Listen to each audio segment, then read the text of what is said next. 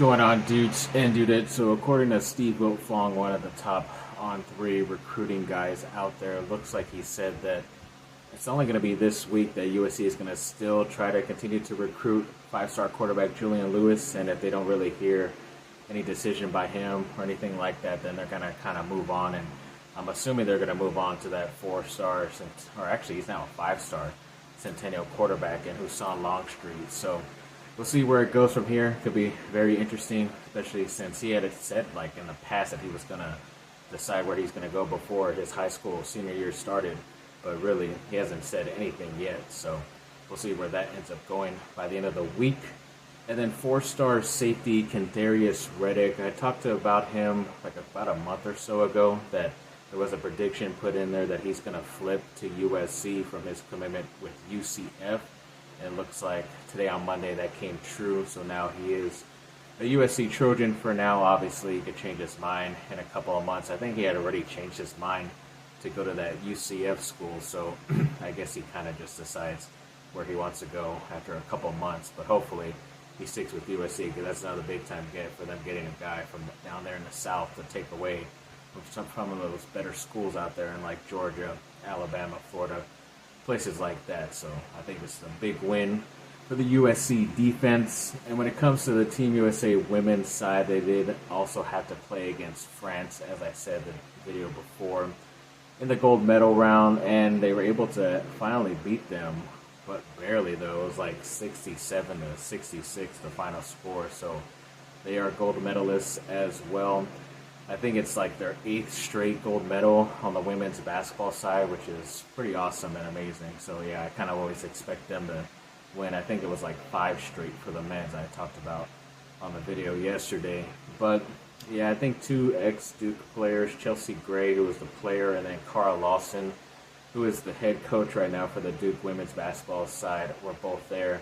She was obviously an assistant coach, and then the player was playing, Chelsea Gray. So congrats to them on getting gold medals as well. At least the players. For some reason, the coaches don't get the medals, but at least she's part of her players getting them. And the preseason AP poll came out for college football. Looks like USC barely made it in there, the top 25 at number 23, which is okay, I guess. I mean, they're not considered the best overall. Everybody keeps talking crap about them, but at least the AP, one of the bigger newspapers out there, puts them at least in the top 25 now, top 23. So I'm not mad at it, especially with the type of teams that they're going to be facing this year are pretty much all ahead of them in the rankings, because there's a chance that they could face either number 2 Ohio State or number 3 Oregon in the Big Ten championship game. So that's another big-time game right there. But also with Notre Dame, they are ranked number 7, number 8 Penn State. They have to play at home. They go on the road to number 9 Michigan. Number 13 LSU is who they start with to open the season at the end of this month. So they have a path in order to get into the top 5, or actually now it's top 12. The top 12 teams make it into the playoffs. So at least if they win all those games, they're obviously going to be in there. If they win half of them, I still think there's a chance, if they have a good overall record, that they can sneak their way into that final 12-team playoff. The first time it's happened in college football, at least on the Division I side. So we'll see how it goes, but yeah, it's going to be a tough test for them, especially now that they're starting a new conference as well. An ex-USC offensive lineman, Chuma Adoga, who I guess he's now playing for the Dallas Cowboys. Looks like he exited that game over the preseason this last weekend, and I think it was a foot injury that they said they're doing an MRI on. I don't know if it's like really serious or not, but I guess when you're going with the MRI and trying to get deeper in there to see what's wrong, then it's probably going to keep him out for a little bit longer. But hopefully it's not too long, even if though he's a Dallas Cowboy, I still would prefer to have a USC guy playing out there.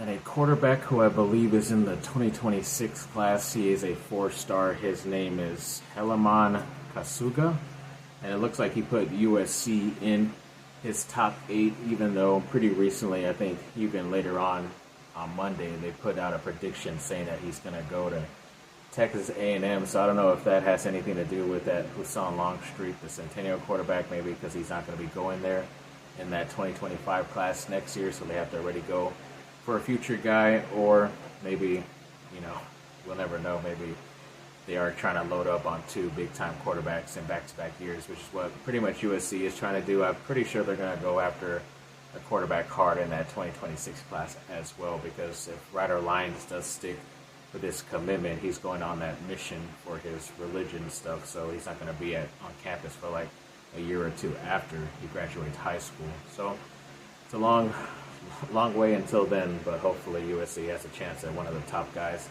in the 2026 class. And I believe both head coach Lincoln Riley and athletic director Jennifer Cohen have talked about that scholarship expansion that the NCAA has talked about and maybe going to approve pretty soon here, where you can give up to like over 100 and something scholarships, because right now it's about like 80 to 85 scholarships you can have, and all the other guys are basically on there as walk-ons, and they're able to practice with the team and all that stuff, but they don't really get their school paid for. But now all those guys can, and maybe it could be another reason for some of the top teams out there to load up on multiple talents if they're willing to go to a team and maybe redshirt that first year no matter what. But a lot of these guys want to come in and play right away too, so maybe it could help out, but maybe it could also help them stash a lot of those 3-star guys who are overlooked and not, recruited as much, but USC thinks they are diamonds in the rough, so you could always add on with guys like that to your full scholarship numbers. We'll see how it goes. Like I said, I don't know if it's 100% official, but could be very beneficial for some of the richer teams out there who are willing to pay for all those guys. And 5-star high school basketball player Koa Pete looks like he has already scheduled a visit to Duke coming up pretty soon, so that's good to hear. And it looks like on that NBA 2K25 game coming out that Grayson Allen, ex-Duke player, is number 2 overall when it comes to three-point shooting. At least his stats are considered the best, his attribute.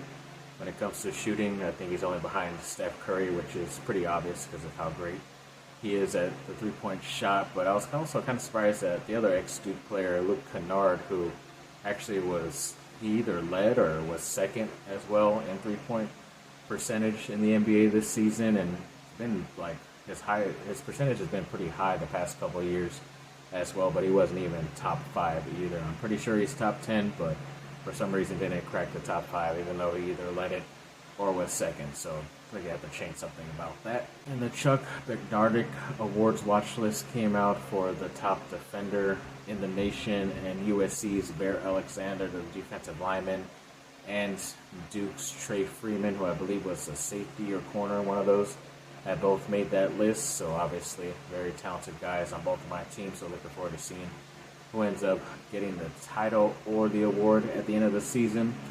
Then when it comes to this guy who does something for The Athletic called the Freaks List, I forget how many guys he puts on there. It might be out of 100, but Duke actually made that list with one of their linebackers. I believe his name is Nick Morris Jr., and he made it at number 65. So, yeah, this beat writer goes around looking at all the colleges in America and pretty much says these guys are freaks on his list who could pretty much do anything on both offense or defense, and they're usually picked pretty high when it comes to the NFL draft as well. So he kind of knows what he's talking about. So that's pretty cool that a Duke player made the list. So looking forward to seeing where he ends up in his near future.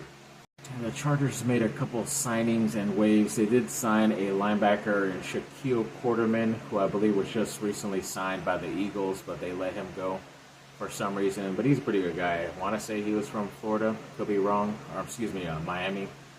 University of Miami. But either way, we'll see what he ends up doing. I guess I had that correct. And they also signed a wide receiver in Isaiah Wooden. Never really heard of him or seen what he could do. They showed a picture of him. He looked pretty small, so I guess he's going to be a slot receiver. But I don't know if they really need anything like that. But they did let go of some guys. I think they let go of that third-string quarterback and Casey Bauman and that wide receiver Praise Olatoke. Yeah, Olatoke. So, yeah, I think those two guys are pretty much only signed right after the draft, and they weren't able to make the cut. It's kind of weird that the NFL usually has you cut guys after every preseason game, so it's easier to get down to the 50-something overall players on your roster when it comes to the start of the season pretty soon. But they actually allow the teams to not have to make any cuts until like the very last day or something like that, right before the season. So the Chargers could have kept these guys, but they decided to let them go, and they brought in 2 other guys. So we'll see how that ends up working out. And yes, I promise I will have an Olympics medal update officially. Just so much news came out today. On Monday, I had to do this video, so hopefully that Olympic update will be out on Wednesday. But another couple of Olympic results to tickle your fancy. There was the women's side on the hammer throw. She got silver, and her name was Ichikonwoke. I know I'm not saying that correct, but congrats to her. Women track and field 200 meters, they got the gold with G. Thomas, and the bronze with B. Brown. The men's track and field at 1500 meters, they got gold with C. Hawker, and bronze with Y. Nagusi. Women's wrestling, she got gold with S. Hildebrand, and men's track and field, they got gold with Q. Hall as well. So yeah, pretty close to getting the rest out there. Yes, I will get this done because it's eating me away with all this other crap coming out. I don't want to add it to make it like a gigantic long video at the end of this. So hopefully you enjoyed that, and hopefully you will enjoy the rest of the medal winners in the next video or so. Thanks for watching, people. Like and subscribe. Comment down below. Let me know what y'all think. Have a great rest of your day. Bye.